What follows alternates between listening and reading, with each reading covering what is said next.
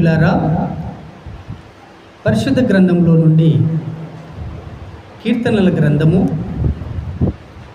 106వ అధ్యాయము 42-43 వచనములు.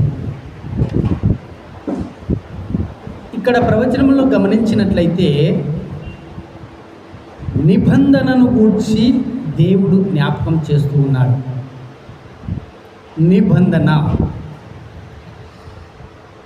నిబంధన అంటే ఒడంబడిక లేక ఒప్పందం. ఒడంబడిక లేదా ఒప్పందం అని చెప్పవచ్చు కదండి. ప్రియులారా, ఇక్కడ గమనించినట్లయితే ఈ యొక్క 106వ అధ్యాయం కీర్తన 42-43 వచనాలు, ఇక్కడ దేవుడు నిబంధనను గూర్చి జ్ఞాపకం చేస్తూ ఉంటున్నాడు. ఇక్కడ వారు తిరుగుబాటుదారులైనప్పటికీ కూడా వారి బలహీన దశను బట్టి, వారిలో ఉన్నటువంటి బలహీనతలను బట్టి కూడా వారి మొరను విని, వారు పెట్టే ఆ యొక్క అర్థనాదాలను విని, వారి మొరను విని ఏమి జ్ఞాపకం చేసుకున్నాడు అంటే తన నిబంధనను, తన ఒప్పందాన్ని, తన ఇజ్రాయేలు ఆ యొక్క ప్రజలకు ఇచ్చినటువంటి ఆ యొక్క నిబంధనను జ్ఞాపకం చేసుకుంటూ ఉన్నాడు. మనము నిబంధన జనులం కాబట్టే మనము ఇంకా కూడా బ్రతికి ఉన్నాం ప్రియులారా.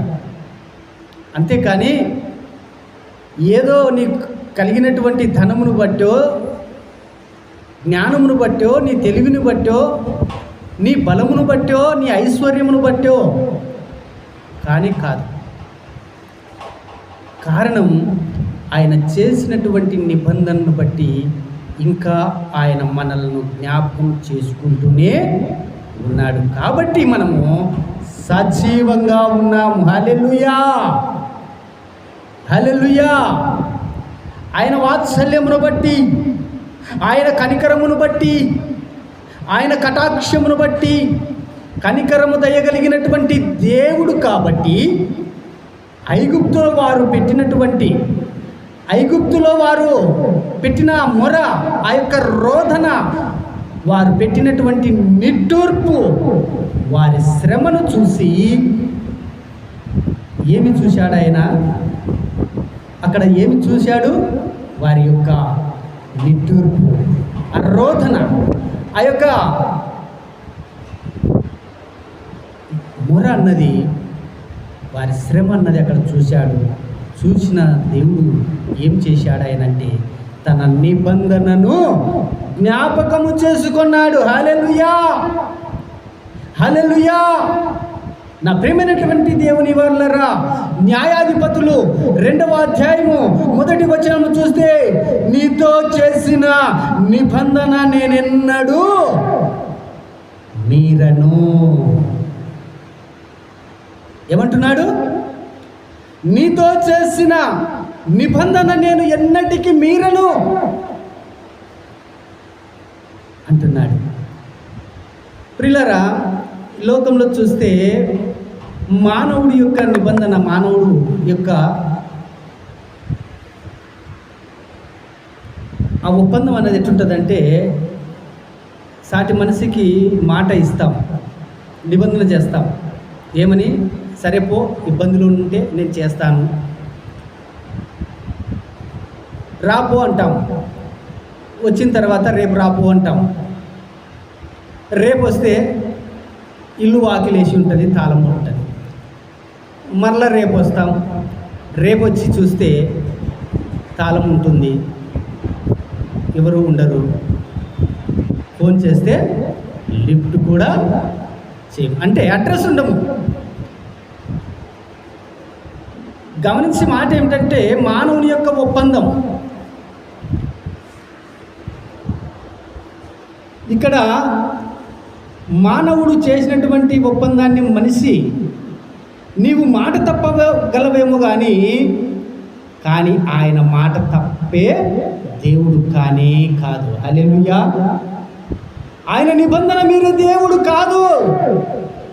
ఆయన అంటాడు, నేను నిబంధనను దాటి వెళ్ళేవాడను కాను. ఆ నిబంధన జ్ఞాపకం చేసుకుంటాను. ఆ నిబంధన చొప్పున నేను నిన్ను కటాక్షిస్తాను. హల్లెలూయా, హల్లెలూయా. నా ప్రియమైనటువంటి దేవుని వారలారా, నిజంగా మనం ఆయన నిబంధనను బట్టి బ్రతికి ఉన్నాం. అంతేకాని మన బలము, మన ధైర్యము, మనం గొప్పవాళ్ళమనో, మన ధనమును బట్టో, మన జ్ఞానమును బట్టో మనము ఇంకా సజీవులుగా లేము. కేవలము ఆయన నిబంధనను బట్టి మాత్రమే మనము సజీవంగా ఈ స్థితిలో ఉండగలుగుతూ ఉన్నాం. హల్లెలూయా, హల్లెలూయా. నా ప్రియమైనటువంటి దేవుని వారలారా, నిబంధన, దేవుని నిబంధన, ఆయన మాట తప్పే దేవుడు కాదు. ఆయన కటాక్షమును బట్టి, కనికరమును బట్టి దయగలిగినటువంటి దేవుడు. ఆయన వాత్సల్యతను బట్టి ఆ ఐగుప్తులు వారు పెట్టిన ఆ పడేటువంటి రోదన, వారు పెట్టిన ఆ నిట్టూర్పులు, వారి శ్రమలను చూసి దేవుడు నిబంధనను జ్ఞాపకం చేసుకున్నాడు. ఆ ప్రజలకు ఇచ్చినటువంటి ఆ నిబంధన, ఆ ఒప్పందం, ఆ ఒడంబడికను జ్ఞాపకం చేసుకొని వారికి రక్షణ విడుదలను దయచేసి ఉన్నాడు. హల్లెలూయా, హల్లెలూయా. దేవునికి మహిమ కలుగుగాక.